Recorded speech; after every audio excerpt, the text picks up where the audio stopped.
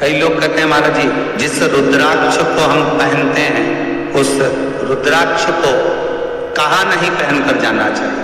5 स्थान बताएं जहां रुद्राक्ष पहनकर नहीं जाया जाता। कितने स्थान है? 5। और रुद्राक्ष को 5 स्थान पर पहनकर नहीं जाते। और रुद्राक्ष के लिए वर्णन किया गया है कि रुद्राक्ष कब कब उतार कर उसको वापस अभिमंत्रित करना चाहिए। 5 जगह पहनकर नहीं जाना चाहिए और रुद्राक्ष को अभिमंत्रित करना मतलब सीधा अमावस्या के दिन, पूर्णिमा के दिन, शिवरात्रि के दिन, श्रावण महीने के सोमवार को, प्रदोष के दिन, ये दिन आपके शरीर में जहां पर भी रुद्राक्ष है, आपके गले में अगर आप रुद्राक्ष पहने हो, आपके हस्त कमल में आप रुद्राक्ष पहने हो, आपने अपने पास में कहीं रुद्राक्ष रख रखा है, तो उस रुद्राक्ष को अमावस्या, पूर्णिमा, शिवरात्रि या श्रावण का सोमवार या प्रदोष आदि, इस दिन उस रुद्राक्ष को एक बार दूध में धोने के बाद उसमें थोड़ा सा सरसों का तेल अवश्य लगाना चाहिए। क्या होगा उससे? उससे होगा क्या? शिव महापुराण की कथा कहती है, महाराज रुद्राक्ष को दूध में धोने के बाद, स्नान कराने के बाद जल से स्नान कराया, थोड़ा सा सरसों का तेल लगा दिया। महाराज क्या मिलता है उससे? तो कहा उस रुद्राक्ष में बल प्राप्त होता है। कौन सा बल? जो शरीर के अंदर बीमारियां बढ़ती हैं, उस बीमारी को वो रुद्राक्ष धीरे धीरे समाप्त करना प्रारंभ कर देता है। पर एक और चीज याद रखना, जिस रुद्राक्ष के पानी को आप बीमारी के समय पर गलाकर पीते हो, उसमें सरसों का तेल नहीं लगाना, उसमें सरसों का तेल नहीं लगाना। उसको तो आप केवल स्नान कराओ दूध से, जल से, और फिर उसको गला दीजिए, उसका पानी आप पीना चालू कर दीजिए। जिसको बड़ी बीमारी होती है उसके लिए कल कथा में वर्णन किया रुद्राक्ष के जल। रुद्राक्ष का जल पिया जाता है शरीर के अंदर से रोग को, बीमारी को हटाने के, रोग बीमारी को समाप्त कर। तब 5 स्थान बता दिए, 5 जगह बता दी, 5 स्थान निश्चित कर दिए जहां पर रुद्राक्ष को पहनकर नहीं जाना। पहला, किसी की मृत्यु वाली जगह। दूसरा, जहां पर बच्चे का जन्म हुआ, मृत्यु आदि जगह पर सूतक लगती है, जहां बच्चे का जन्म लेता है वहां सावड़ लगती है। मतलब जीव जाने के बाद दुख का सूतक होता है, और बच्चा जब जन्म लेता है तो सुख की सावड़ रहती है। सुख की 2 स्थान। तृतीय स्थान, तीसरा स्थान लिया जहां पर वैश्यावृत्ति होती हो या महाराज मदिरा का पान होता, उस स्थान पर रुद्राक्ष को नहीं ले जाएगा। चौथा स्थान रुद्राक्ष के लिए कहा गया, जिस स्थान पर आपको ज्ञात नहीं है और आपको लगता है कि ये स्थान अज्ञात है, यहां पर कई जगह पर कुछ जीवों की हत्या हुई है या किसी जीव को नष्ट किया गया है, उस स्थान पर रुद्राक्ष को नहीं ले जाना चाहिए। 5वां, महाराज आपके रुद्राक्ष का जहां अपमान हो रहा, अपमान से समझ में आ रही है ना आपको बात? एक आय को ढोंग प्रपंच में पढ़ा है, कौन ने कहा इतने रुद्राक्ष धारण कर ले? कौन ने कहा? क्यों ढोंग प्रपंच में पढ़ा?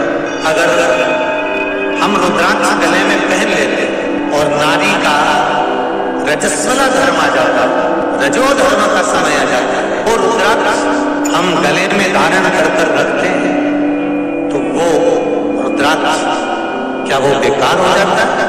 पहले एक बात बहुत अच्छे से समझ लें। आप सन्यासी हो, जम के बोलो जरा, आप तपस्वी हो, आप साधक हो, आप उपासक हो, या आप बैरागी हो, आप एक गृहस्थी हो, घर में रहने वाली माँ, गोदी में रखा हुआ बालक अगर गंदगी भी कर दे, पूरे कपड़े को भी बिगाड़ दे, तो माँ बच्चे का कपड़ा बदल देती है, और बदल कर माँ को ये जरूरी नहीं है कि उसको साड़ी बदलना, उसको कपड़े बदलना या उसको फिर नहाना।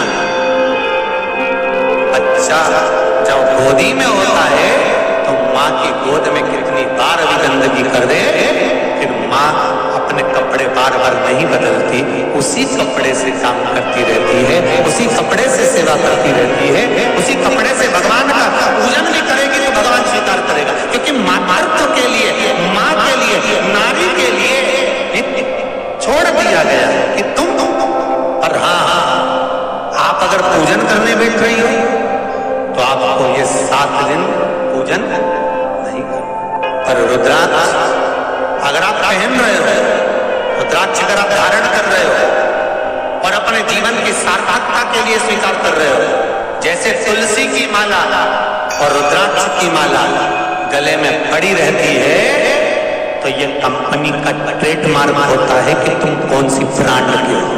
ये कंपनी का ट्रेडमार्क है।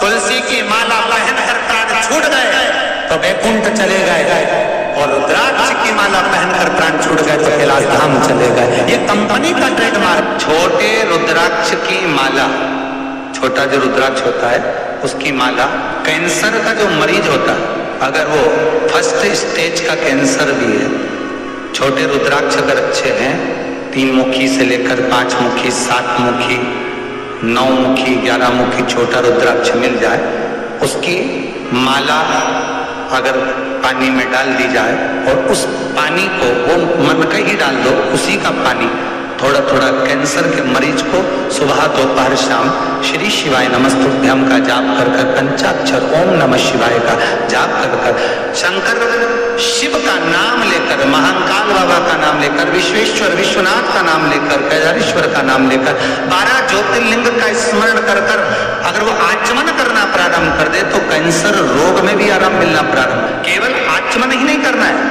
अगर स्त्री है तो अपने उल्टे हाथ पर भी उस मनके की माला को लपेट सकती है। पुरुष है अपने राइट हैंड में उस माला को, अगर कैंसर से पीड़ित व्यक्ति है, रोग से बहुत पीड़ित व्यक्ति, उसको बल मिलता है, उसको पावर मिलता है, उसको एक एनर्जी, उसको एक तेज मिलता है रोग से लड़ने का।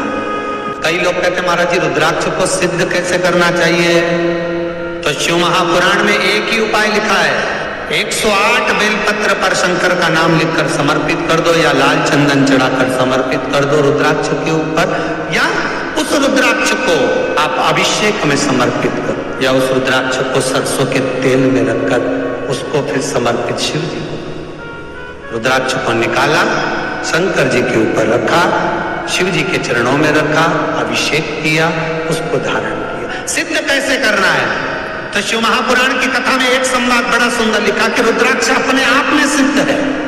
मुंबई में एक मेडिकल रिसर्च सेंटर में इस रुद्राक्ष के पानी का रिसर्च किया जा रहा है। आप लोग निकालना कभी, आप लोग तो उसमें निकलेगा, उसका सेंटर का नाम दिया जाएगा कि किस रिसर्च सेंटर में निकाला जाएगा।